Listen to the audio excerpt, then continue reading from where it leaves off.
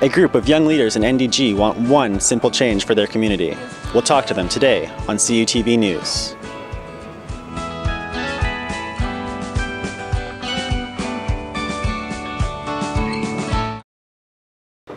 Hi, my name is Julian Ward. Welcome to CUTV News. Today we'll go to NDG, where young athletes were organizing for a new facility in their community. But let's go to our first story.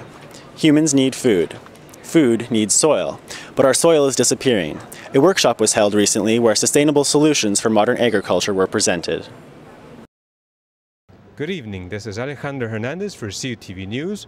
We're just outside Concordia University's downtown campus, where CUTV was given access to a permaculture conference given at the greenhouse. This is what we've got for you. Get started.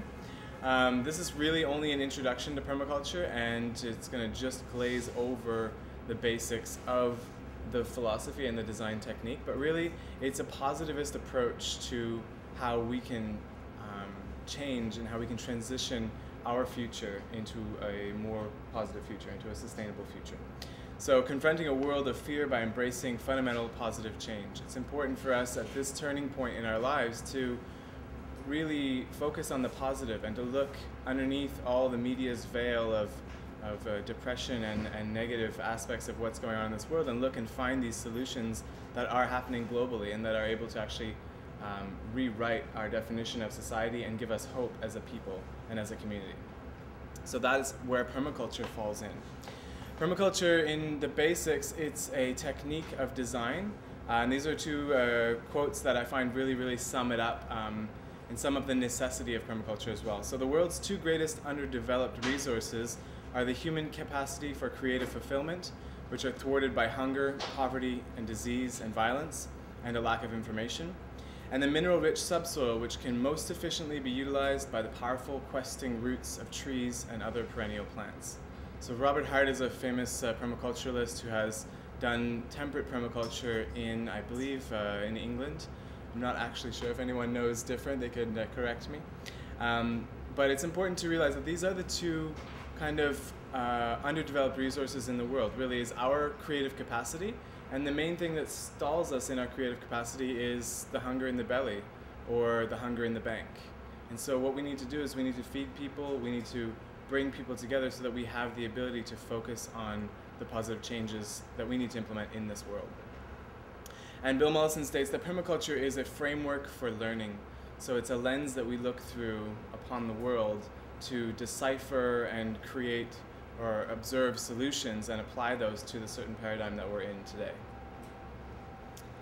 So what is permaculture? You'll hear 1,000,001 definitions of what permaculture is, because it's an evolutionary philosophy that applies itself and grows with every user, with every interaction, and with every moment that it exists. So essentially, permaculture is a system of design. It's modeled after the observation of natural principles, and it's grounded in designing sustainable human societies. So originally in 1950s, it was talked about as permanent agriculture, and it evolved beyond that in the 1970s to be permanent culture, where it's really looking at cultural design systems to establish a permanence as a community on this planet with all the other communities within the ecosystems of the Earth. So where does it come from? Permaculture is not a new design science, it's not a new technique, it's nothing but the old redone for a new paradigm.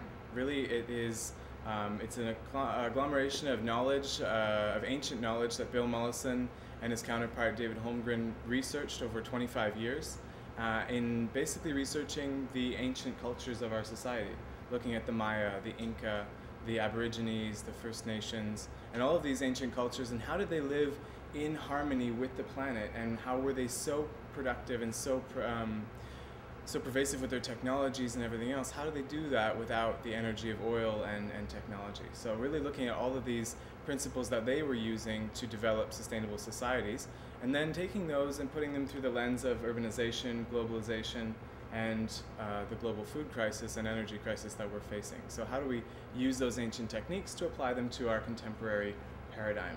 What is the biggest resource that we're running out of on this planet? Food?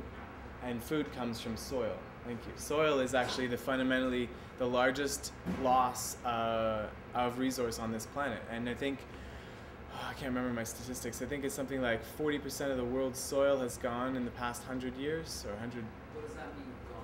Well, it has been washed into the ocean, basically. Normally, soil is the energies that are accumulated through organic matter built up into the soil and retained by ecosystems. And so when I say gone, it's usually washed away or burned away, because it's not actually burned by fire, but when we plow up an agricultural field, the reason why plow agriculture developed was because when you plow a field, you introduce a huge amount of oxygen.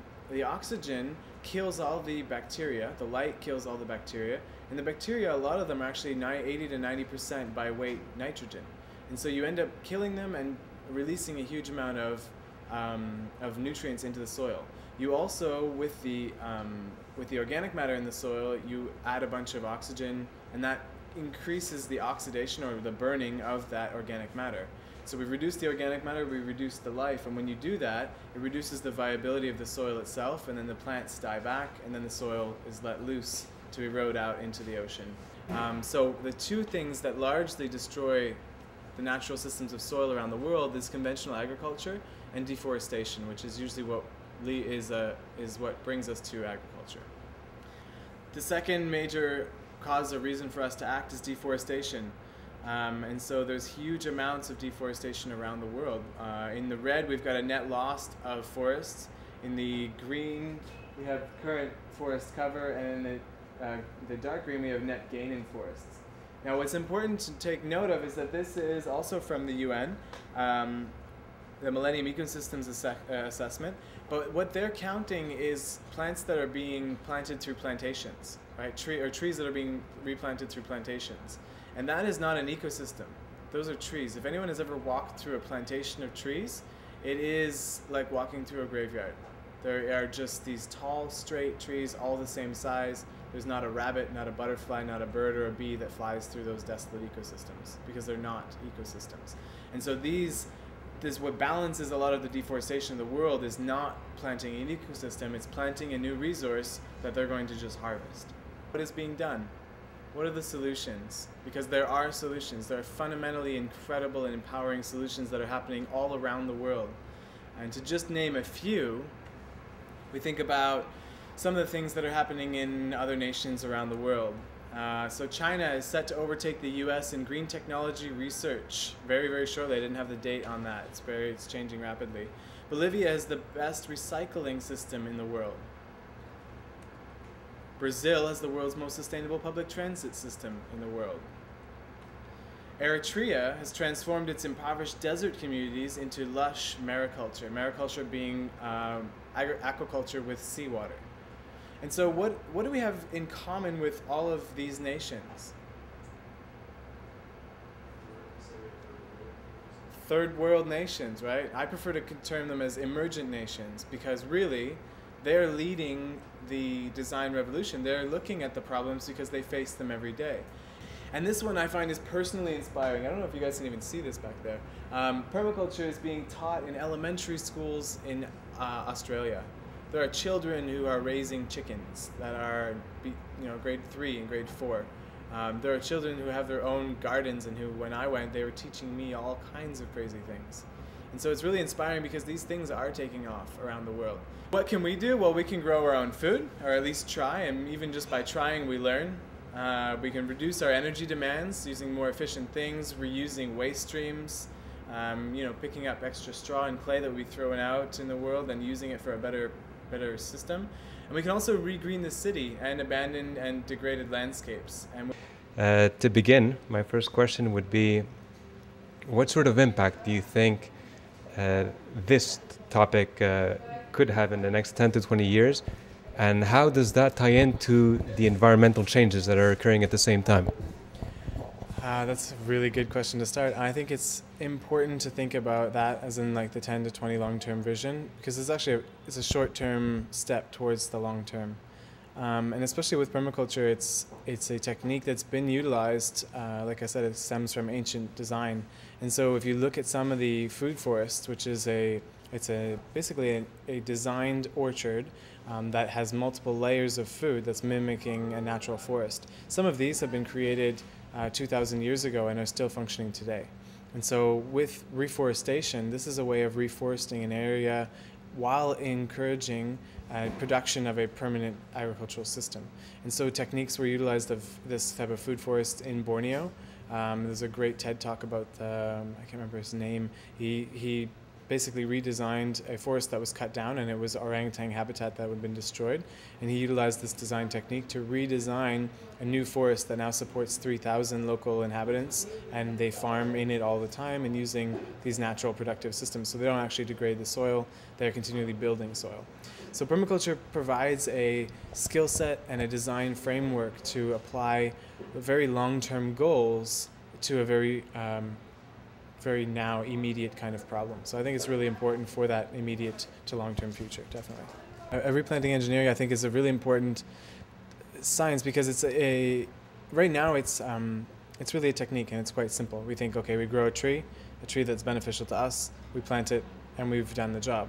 But it's really important when we look at nature, you will never find a single type of tree growing in a huge ecosystem. You never find a monoculture, essentially. Also, you never find a single layer of forest growing in an area as well. So when we look at a forest system, there's actually 7 layers of productivity. There's the canopy trees, which cover out most of the light at the top. We have the subcanopy trees, which grow at the next layer below. Then we have our tall shrubs. Then we have our herbaceous species, our our ground covers, and then we have our vines and our tubers that grow underground. So there's always 7 layers of productivity in any natural ecosystem. And so when we design replantations of an area, this type of engineering has to utilize that 7-layer philosophy of nature. And if we don't, there's always going to be some kind of a weed or a non-wanted species that makes its way into our system.